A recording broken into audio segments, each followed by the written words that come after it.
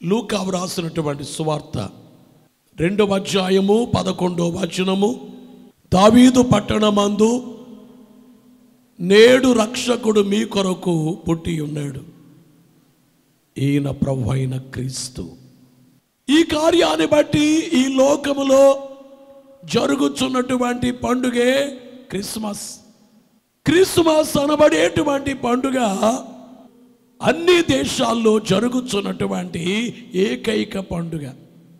పల్లెయందు Christmas, పట్టణమందు Christmas, దేశమంతా Christmas, లోకమంతా క్రిస్మస్. కన్నవారి క్రిస్మస్, విన్నవారి క్రిస్మస్, క్రైస్తవాడి క్రిస్మస్, ఎల్లవారి క్రిస్మస్ అని మనం పాడుకునేది ఎరిగినటువంటి వారమే. క్రిస్మస్ అనబడేటువంటి మాటకు అర్థం ఏమిటంటే క్రీస్తును ఆరాధించుట. క్రీస్తును ఆరాధించడం శనివారమే ఆదివారమే కాదు, లేక క్రిస్మస్ పండుగలోనే కాదు. అందుకనే కొంతమంది క్రిస్మస్ పండుగ అక్కర్లేదు అనేవాడు కూడా ఉన్నారు. స్పెషల్గా ఒక రోజు ఏంటండి, రోజు క్రిస్మస్సే. నిజమే, రోజు క్రిస్మస్సే. క్రిస్మస్ అనబడేటువంటి మాటకు క్రీస్తును ఆరాధించటము గనుక తెల్లవారిని వెంటనే మోకరించి దేవుని స్తుతిస్తాం, అది క్రిస్మస్సే. రాత్రి పండుకునే ముందు పగలంతా కాపాడినందుకు దేవుని స్తుతిస్తాం, అది క్రిస్మస్సే.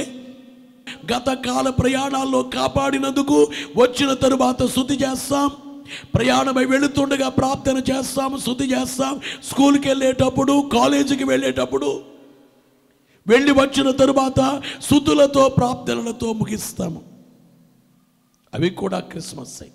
ఆది క్రైస్తవ సంఘము ప్రతిరోజు దేవుని స్తుతించారు.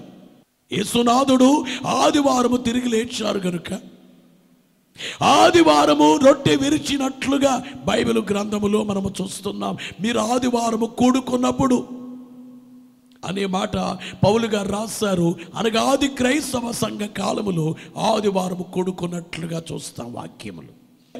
అయితే క్రిస్మస్ అనబడేటువంటి పండుగ ప్రత్యేకత మనము చూస్తే, యేసు ఈ లోకములో మానవాడిని ప్రేమించి మానవాళి పాప విమోచన కొరకై భూలోకములో జన్మించిన కార్యాన్ని చూచినప్పుడు అనేక పండుగలు అందులో కనబడుతున్నాయి.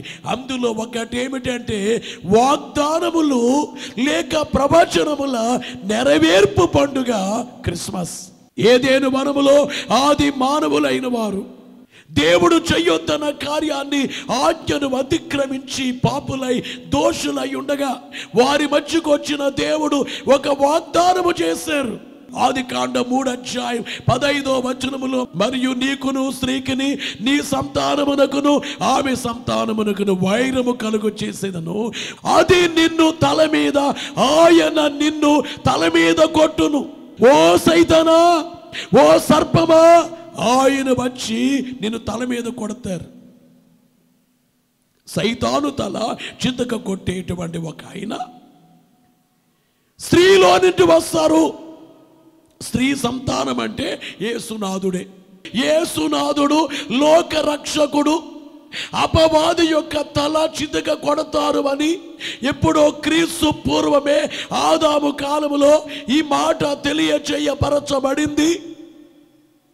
ఆ మాట యేసులో నెరవేరింది. బెత్లెహేము గ్రామములో ఆ కన్య మరియ గర్భము ద్వారా జన్మించినటువంటి యేసు ఆ కార్యాన్ని నెరవేర్చారు. స్త్రీ సంతానమై ఉన్నారు. 9వ అధ్యాయం ఆదికాండం 26వ వచనములో, మరియు అతడు షేము దేవుడిని యెహోవా స్తుతింపబడును గాక అన్నారు నోవహు. అనగా రాబోయే స్త్రీ సంతానమైనటువంటి యేసునాథుడు, స్త్రీలో నుంచి వచ్చే యేసునాథుడు ఎలాగొస్తారు అంటే షేము సంతానములో నుంచి వస్తారట. షేము జనాంగం. నోవహుకు 3 కుమారులు, షేము, హాము, యాపేతు. అయితే షేములో నుంచి వచ్చే ఆ దేవుడు స్తుతింపబడును గాక అన్నారు. ఆదికాండం 12వ అధ్యాయము 3వ వచనములో, భూమి యొక్క సమస్త వంశములు నీ యందు ఆశీర్వదింపబడునని. అబ్రాహాముతో దేవుడు చెబుతున్నారు, అబ్రామా, భూమి యొక్క సమస్త వంశములు నీ యందు అంటే నీ సంతానము మూలముగా ఆశీర్వదించబడతాయి. అంటే నీ సంతానములో నుంచి రాబోయేటువంటి క్రీస్తుని బట్టి భూమి మీద ఎన్ని జనాంగములు ఉన్నవో సమస్త జనాంగాలు, అది ఒక జనాంగము కాదు, యూదా జనాంగము కాదు, సమస్త వంశములు ఆశీర్వదించబడతాయి. ఈ విషయాన్ని దేవుడు అబ్రాహాముకు చెప్పారో, రెండోది ఇస్సాకుకు చెప్పారో, యాకోబుకు చెప్పారు. అందరి వంశములు నీ యందు దీవెన, అందరి వంశములు నీ యందు దీవెన, ముందు నంచున ప్రభునకు నందిను వాక్కు, అందే క్రీస్తు యూదులకును అన్యజనులకు, వింటూ క్రిస్మస్ విశ్వమంతటన్, వింటూ క్రిస్మస్ విశ్వమంతటన్. సంఖ్యాకాండం 24:17 యాకోబులో నక్షత్రం ఉదయించును అని వ్రాయబడింది. యెషయా గ్రంథం 7:14 ఇదిగో కన్యక గర్భవతి అయి కుమారుని కనునని వ్రాయబడింది. మీకా గ్రంథం 5:2 బెత్లెహేము ఎఫ్రాతా యూదా వారి ప్రధానులలో నీవు స్వల్ప గ్రామమైనను ఇశ్రాయేలును నా ప్రజలను ఏలబోవువాడు నీలో నుండి వచ్చును. పురాతన కాలం మొదలుకొని శాశ్వత కాలము ఆయన ప్రత్యక్షమగుచుండెను అని వ్రాయబడిన ప్రకారముగానే జన్మించబోయే ఆ రక్షకుడు బెత్లెహేములో నుంచి వస్తారు అని వ్రాయబడినట్లుగా బెత్లెహేములో నుంచి వచ్చారు, కన్య గర్భముగానే వచ్చారు, యాకోబులో నుంచి వచ్చారు, యూదా గోత్రములో నుంచి వచ్చారు. యెషయా గ్రంథము 9:2 చీకటిలో నడుచు జనులు గొప్ప వెలుగును చూచుచున్నారు, మరణ ఛాయ గల దేశ నివాసుల మీద వెలుగు ప్రకాశించును. ఇక్కడేమో మరణ ఛాయ గల దేశ నివాసుల మీద వెలుగు ప్రకాశిస్తుంది. వెలుగుగా దేవుడు వెలసే దాత్రిలో, వెలుగుగా దేవుడు వెలసే దాత్రిలో, వెలుగుగా దేవుడు వెలసే దాత్రిలో,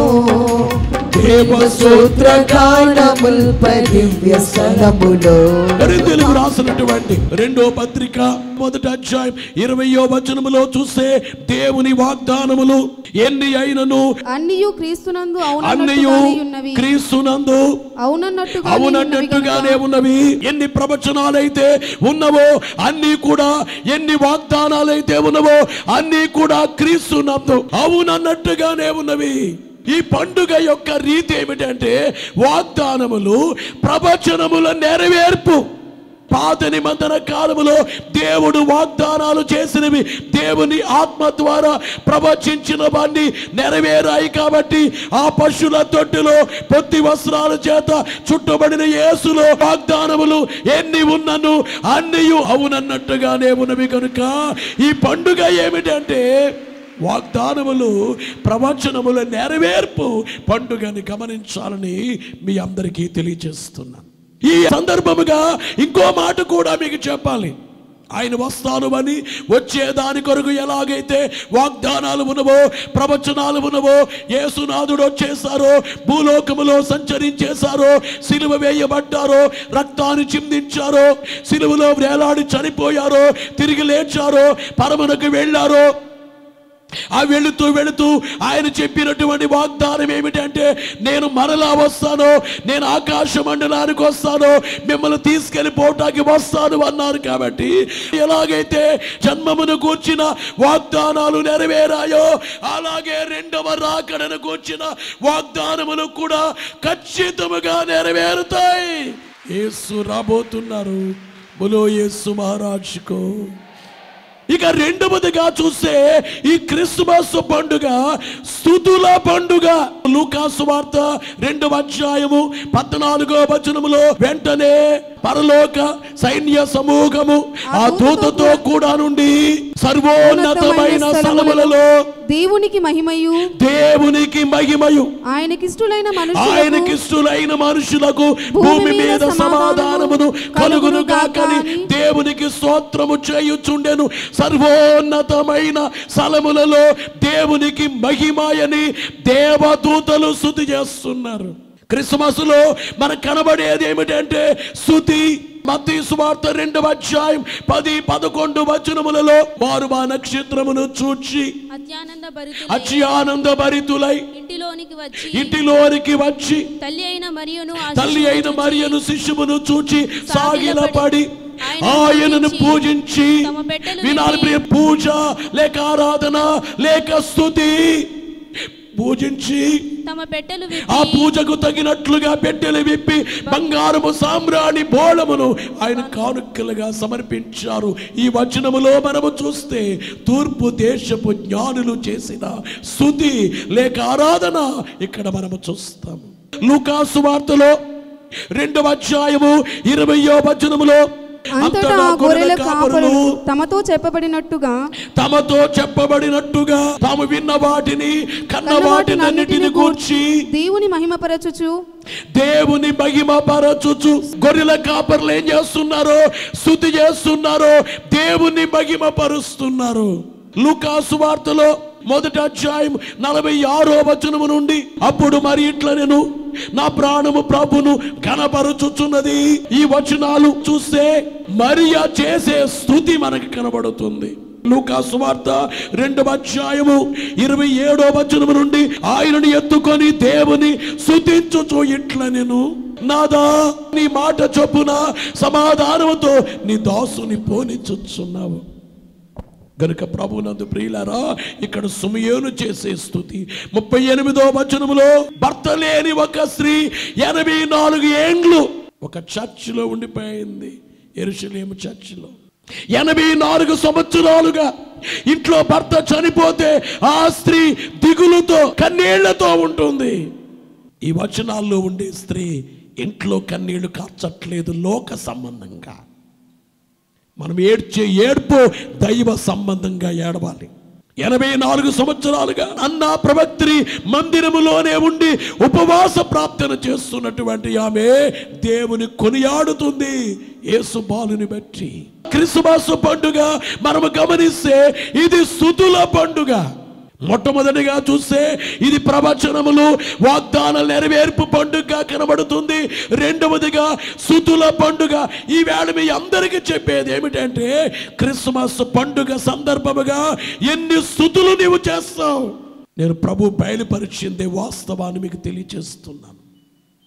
ప్రపంచములు ఎన్నో క్రిస్మస్లు జరుగుతాయి, కానీ గుత్తిలో జరిగే క్రిస్మస్ ప్రత్యేకముగా ఉంటుంది.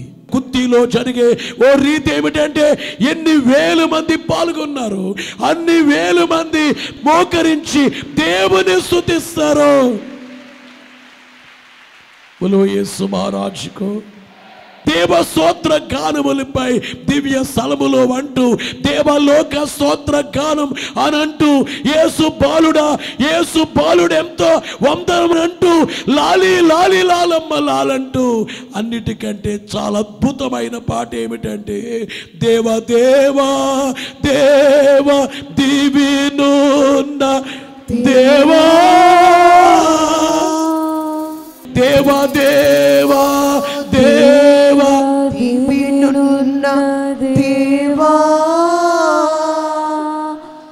పవన స్తోత్రములు పరలోక దేవా దేవా పవన స్తోత్రములు పరలోక దేవా దేవా. గమనించే మాట ఏమిటంటే దావీదు సంకీర్తన 50వ సంకీర్తన 23వ వచనములో స్తుతి యాగం అర్పించువాడు నన్ను మహిమ పరచుచున్నాడు.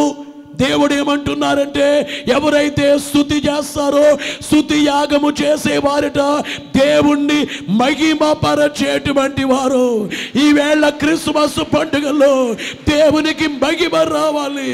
హెబ్రీ పత్రిక 13వ అధ్యాయము 15వ వచనములో, కాబట్టి ఆయన ద్వారా మనము దేవునికి ఎల్లప్పుడూ స్తుతి యాగము చేయుదము, అనగా ఆయన నామమును ఒప్పుకొనుచు జీవ ఫలము అర్పించుదము. దేవునికి ఎల్లప్పుడూ ఏం చేయాలి? స్తుతి యాగము చేయాలి. 33వ దావీదు సంకీర్తన 1వ వచనములో, స్తుతి చేయుట యథార్థవంతులకు శోభస్కరము.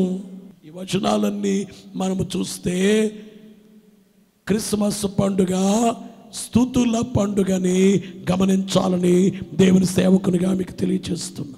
లూకాసు వార్త 2వ అధ్యాయము 10వ వచనములో చూస్తే, అయితే ఆ దూత భయపడకుడి, ఇదిగో ప్రజలందరికీ కలుగబోవు మహా సంతోషకరమైన, వినాలి ప్రియులారా, ఈ క్రిస్మస్ అనబడేటువంటి పండుగ మహా సంతోషకరమైన పండుగని గమనించాలి.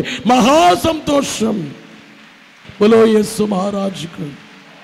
నీ జీవితంలో ఎన్నో సంతోషాలు ఉండొచ్చు.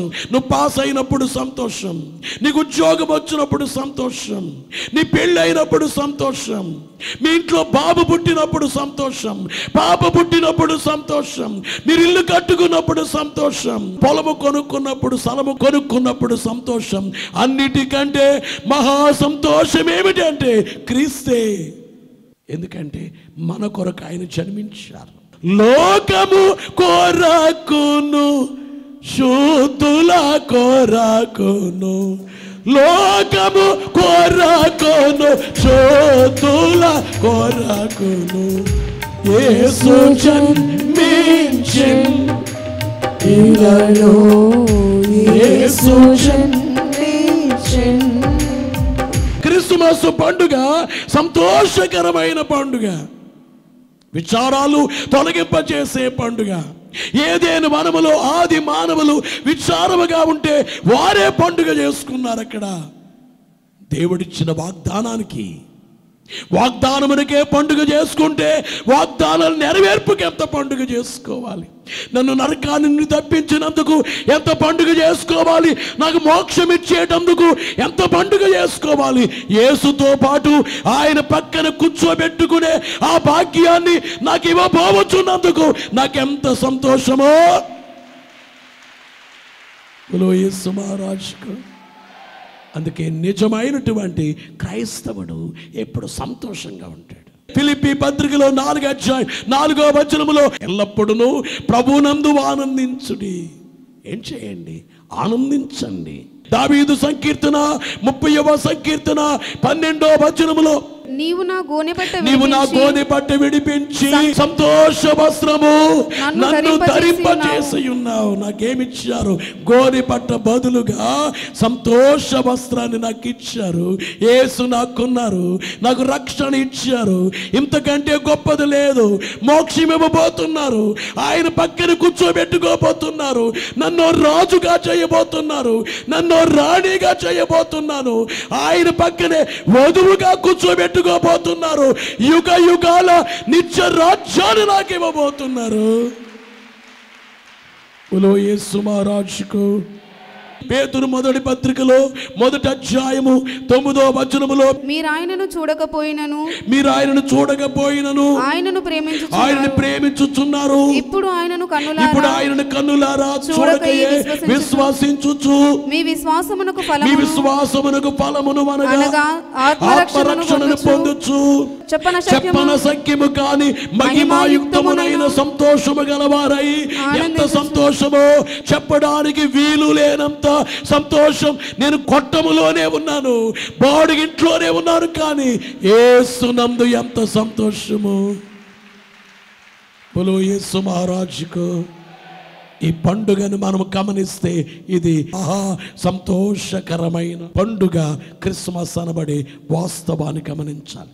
ఇక 4వదిగా చూస్తే లూకాసు వార్త 2వ అధ్యాయము 14వ వచనములో, ఆయనకిష్టులైన మనుషులకు భూమి మీద సమాధానమును కలుగునుగా కానీ అంటున్నారు. ఈ వచనములో చూస్తే క్రిస్మస్ అనగా సమాధానకరమైన పండుగ. క్రిస్మస్ యేసు దగ్గర ఏముంది? సమాధానం ఉంది. ఎక్కడ లేని సమాధానం క్రీస్తు వద్దే ఉంది. అందుకని కోట్ల మంది క్రీస్తు వద్దకు సమాధానం కొరకు వస్తున్నారు. పాపాన్ని బట్టి మనిషికి సమాధానం ఉండదు, రోగాన్ని బట్టి సమాధానం లేదు, భయాన్ని బట్టి సమాధానం లేదు, సందేహాన్ని బట్టి సమాధానం ఉండదు. ఎన్నెన్ని సంపాదించుకున్నా సంపాదించే కొలది మనిషికి సమాధానము లేదు. డబ్బులు పెరుగుతున్నాయి, సమాధానము తగ్గుతుంది, అసమాధానం ఎక్కువైపోతుంది. కానీ యేసు దగ్గరికి వస్తే ఎంత సమాధానము! యేసు దగ్గర ఎంత సమాధానం! అందుకనే యెషయా గ్రంథములో 9:6 సమాధానకర్త. శిశువుకుండే పేరు సమాధానకర్త. మీ ఇంట్లో సమాధానం లేదా? క్రిస్మస్ పండుగ సమాధానకరమైన పండుగ. ఆదివారం చర్చికి వెళ్ళి ఆరాధనలో ఉంటే ఎంతో సమాధానం, ఒక ఆదివారం మానేస్తే ఎంత సమాధానం కోల్పోయినట్లుంటుందో. అందుకే విశ్వాస ఇప్పుడు ఆదివారం ఆరాధన మానరు, విశ్వాస ఇప్పుడు ఉపవాస కూటాలు మానరు, విశ్వాస ఇప్పుడు చర్చి ప్రోగ్రామ్స్ ఆబ్సెంట్ పడరు. ఎందుకంటే అందులో ఉండే ఆనందము తెలుసు. క్రిస్మస్ అనబడేటువంటి పండుగ సంతోషాన్ని ఇచ్చే పండుగే. అంతేకాకుండా ఈ పండుగ సమాధానమిచ్చే పండుగ. ఇక 5వదిగా చూస్తే క్రిస్మస్ అనబడేటువంటి పండుగ ప్రేమ పండుగ. కారణం ఏమిటంటే దేవుడు లోకమును ఎంతో ప్రేమించెను అని యోహాను సువార్త 3:16 చూస్తాం. ఇది ప్రేమ పండుగ. యోహాను మొదటి పత్రికలో 4:10 మనము దేవుని ప్రేమించితిమని కాదు, తానే మనల్ని ప్రేమించి మన పాపములకు ప్రాయశ్చిత్తమయ్యుండుటకు తన కుమారుని పంపెను. గమనించి, ఇందులో ఏముంది? ప్రేమ ఉంది. దేవుడే తన కుమారుని లోకములోనికి పంపించారు కాబట్టి ఇందులో గొప్ప ప్రేమ ఉన్నది. ప్రేమ. బోలో యేసు మహారాజుకు. రోమా పత్రికలో 8:32 మనము చూస్తే తన సొంత కుమారుని అనుగ్రహించుటకు వెనుక తీయక మనందరి కొరకు ఆయనను అప్పగించిన వాడు. ఎంత ప్రేమ అండి! మనందరి కొరకు తన సొంత కుమారుని దురితంబుల్లో నరించి దౌర్భాగ్య స్థితినున్న తరానికి